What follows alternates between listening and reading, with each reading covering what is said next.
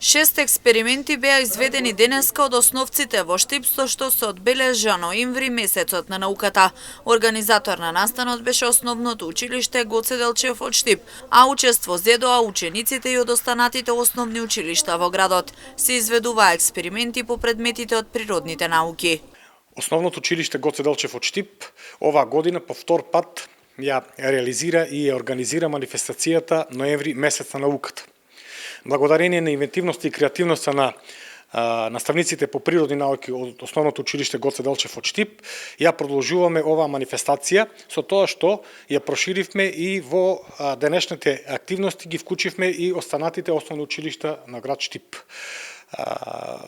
Ние како училиште поставивме една основа со која што се надеваме дека ќе продолжи и понатаму да се реализира оваа манифестација, дали на општинско ниво, дали на регионално ниво, дали на државно ниво. Значи денеска по повод месецот на науката представници од повеќе од сите училишта во град Штип со по 20 ученици организираа и изведуваа експерименти по предметите од природните науки: биологија, хемија, физика, математика. Подготовките на основците трае околу 3 недели и како што велат, ова за нив е од големо значење бидејќи на ваков начин ја негуваат науката, но се подготвуваат и за средно образование и факултет. Со ова ние ја развиваме љубовта кон науките, а ние го покажувавме експериментот на ненјутоновскиот флуид, кој го насловивме најголемиот кошмар на Њутон.